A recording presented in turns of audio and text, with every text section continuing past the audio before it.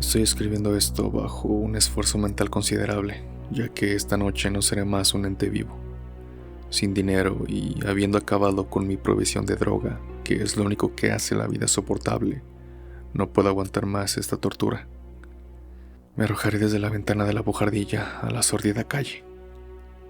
No creo ser un cobarde o un degenerado pese a mi adicción a la morfina. Cuando hayan leído estas páginas atropelladamente garabateadas, se podrá adivinar, aunque nunca se den cuenta plenamente, por qué debo buscar el olvido o la muerte. Fue en una de las zonas más abiertas y menos frecuentadas del anchuroso Pacífico donde la embarcación de la cual yo era sobrecargo fue víctima de un corsario alemán del mar. La Gran Guerra estaba apenas comenzando y las fuerzas oceánicas de los hunos aún no se habían hundido en su degradación posterior, de modo que nuestro barco fue capturado legalmente y nuestra tripulación tratada con toda la imparcialidad y la consideración debidas a prisioneros de guerra. En efecto, era tan liberal la disciplina de nuestros opresores que 5 días más tarde conseguí escaparme en un pequeño bote, con agua y provisiones suficientes por un tiempo.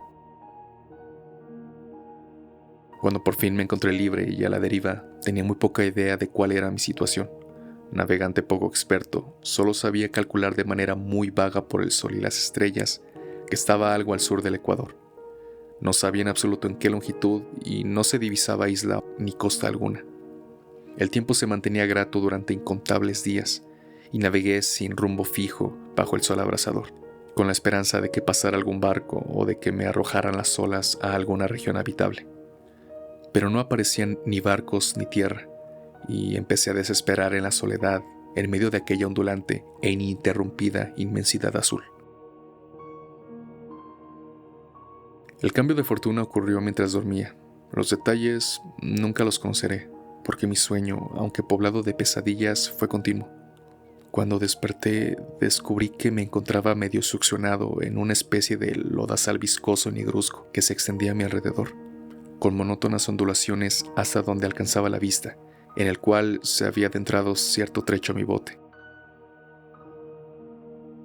Aunque es posible imaginar que mi primera reacción fuera de perplejidad ante una transformación tan prodigiosa e inesperada del paisaje, en verdad sentí más horror que asombro, pues en la atmósfera y en la superficie putrefacta había algo siniestro que me heló el corazón. El lugar estaba lleno de peces descompuestos y otros animales menos identificables que se veían emerger en el cieno de la interminable llanura.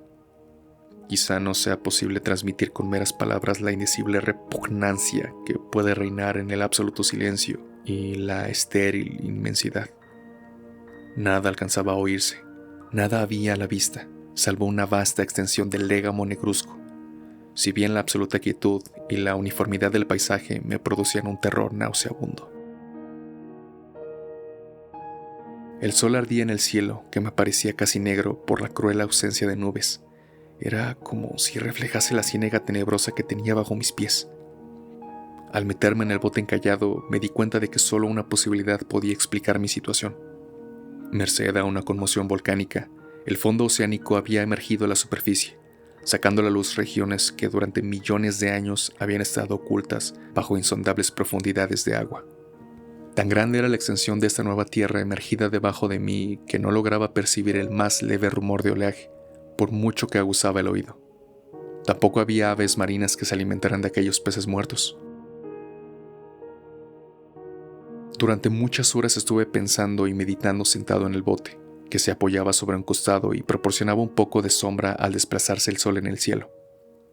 A medida que el día avanzaba, el suelo iba perdiendo pegajosidad, por lo que en poco tiempo estaría bastante seco para poderlo recorrer fácilmente. Dormí poco esa noche, y al día siguiente me preparé una provisión de agua y comida, a fin de emprender la marcha en busca del desaparecido mar y de un posible rescate. A la mañana del tercer día, comprobé que el suelo estaba bastante seco para andar por él con comodidad. El hedor a pescado era insoportable, pero me tenían preocupado cosas más graves para que me molestase este desagradable inconveniente y me puse en marcha hacia una meta desconocida. Durante todo el día caminé constantemente en dirección oeste, guiado por una lejana colina que descollaba por encima de las demás elevaciones del ondulado desierto. Acampé esa noche, y al día siguiente proseguir la marcha hacia la colina, aunque parecía escasamente más cerca que la primera vez que la descubrí.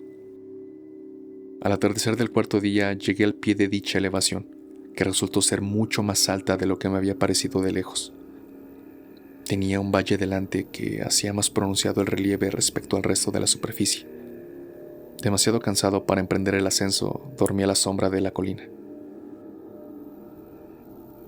No sé por qué, mis sueños fueron muy salvajes esa noche, pero antes que la luna menguante, fantástica con su joroba, hubiera subido muy alto por el este de la llanura, me desperté cubierto de un sudor frío, decidido a no dormir más.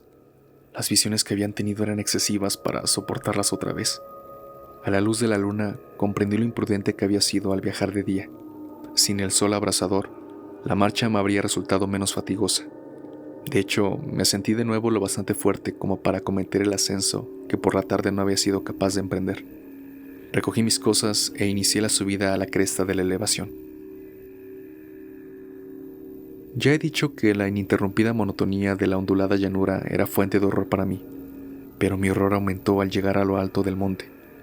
Al otro lado vi una inmensa cima o cañón, cuya oscura concavidad aún no iluminaba la luna. Me pareció que me encontraba en el borde del mundo, escrutando desde el mismo canto hacia un caos insondable de noche eterna. En mi terror se mezclaban extraños recuerdos del paraíso perdido y la espantosa ascensión de Satanás a través de remotas regiones de tinieblas. Al elevarse más la luna en el cielo, empecé a observar que las laderas del valle no eran tan completamente perpendiculares como había imaginado. La roca formaba salientes que proporcionaban apoyos cómodos para el descenso, y a partir de unos centenares de metros, el declive se hacía más gradual. Movido por un impulso que no me es posible analizar con precisión, bajé trabajosamente por las rocas hasta el declive más suave, sin dejar de mirar hacia las profundidades estigias donde aún no había penetrado la luz.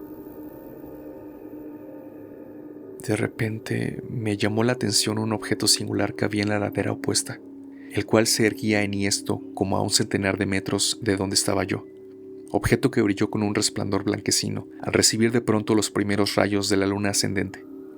No tardé en comprobar que era tan solo una piedra gigantesca, pero tuve la clara impresión de que su posición y su contorno no eran enteramente obra de la naturaleza. Un examen más detenido me llenó de sensaciones imposibles de expresar, pues pese a su enorme magnitud y su situación en un abismo abierto en el fondo del mar cuando el mundo aún era joven, me di cuenta, sin posibilidad de duda, de que el extraño objeto era un monolito perfectamente tallado, cuya imponente masa había conocido el arte y quizás el culto de criaturas vivas y pensantes. Confuso y asustado, aunque no sin cierta emoción de científico o de arqueólogo, examiné mis alrededores con atención. La luna, ahora casi en su cenit, asomaba espectral y vívida encima de los gigantescos peldaños que rodeaban el abismo, y reveló un ancho curso de agua que discurría por el fondo formando meandros, perdiéndose en dos direcciones y casi lamiéndome los pies donde me había detenido. Al otro lado del abismo, las olas bañaban la base del ciclópeo monolito, en cuya superficie podía distinguir inscripciones y toscos relieves. La escritura pertenecía a un sistema de jeroglíficos desconocido para mí, distinto de todos los que había visto en los libros. En su mayor parte consistía en símbolos acuáticos esquematizados, tales como peces, anguilas, pulpos, crustáceos, moluscos, ballenas y demás.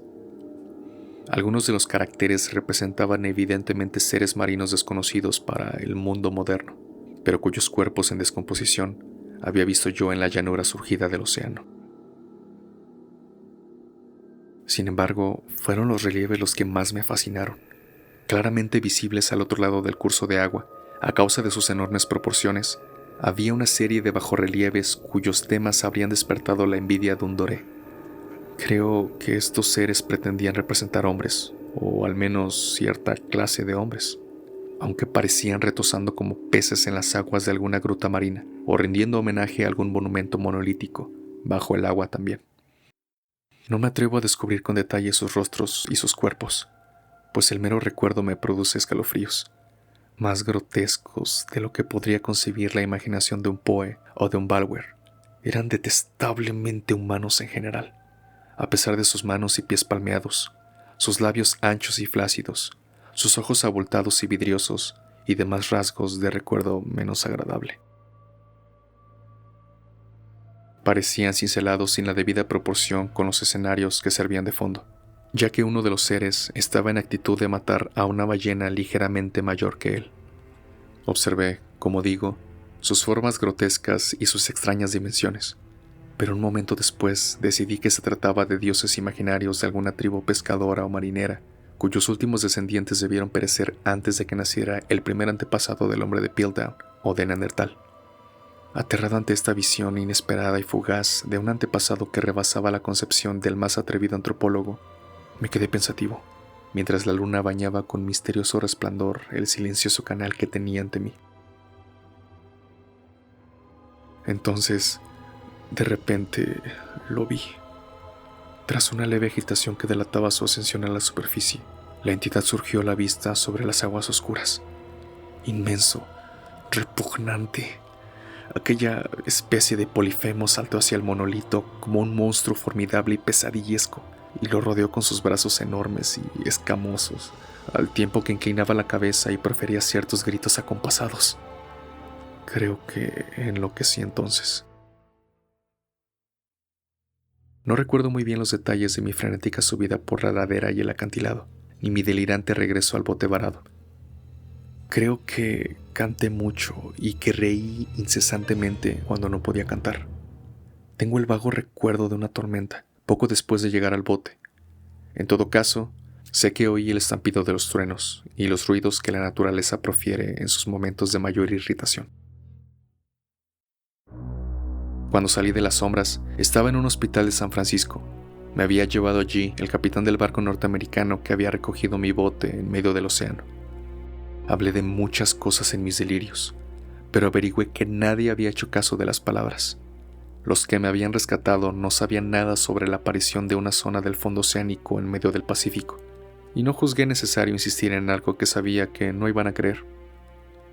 Un día fui a ver a un famoso etnólogo, y lo divertí haciéndole extrañas preguntas sobre la antigua leyenda filistea en torno a Dagón, el dios pez.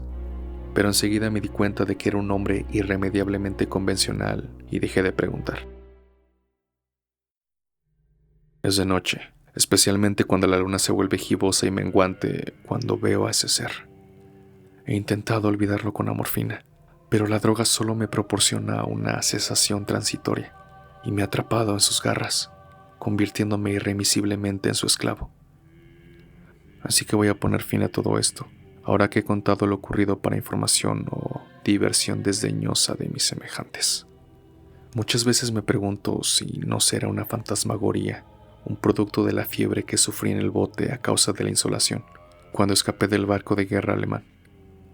Me lo pregunto muchas veces, pero siempre se me aparece, en respuesta, una visión monstruosamente vívida. No puedo pensar en las profundidades del mar sin estremecerme ante las espantosas entidades que quizá en este instante se arrastran y se agitan en su lecho fangoso, adorando sus antiguos ídolos de piedra y esculpiendo sus propias imágenes detestables en obeliscos submarinos de mojado granito. Pienso en el día que emerjan de las olas y se lleven entre sus garras de vapores humeantes a los endebles restos de una humanidad exhausta por la guerra, en el día en el que se hunda la tierra y emerja el fondo del océano, en medio del universal pandemonio. Se acerca el fin. Oigo ruido en la puerta, como si forcejeara en ella un cuerpo inmenso y resbaladizo. No me encontrará. Dios mío, esa mano. La ventana.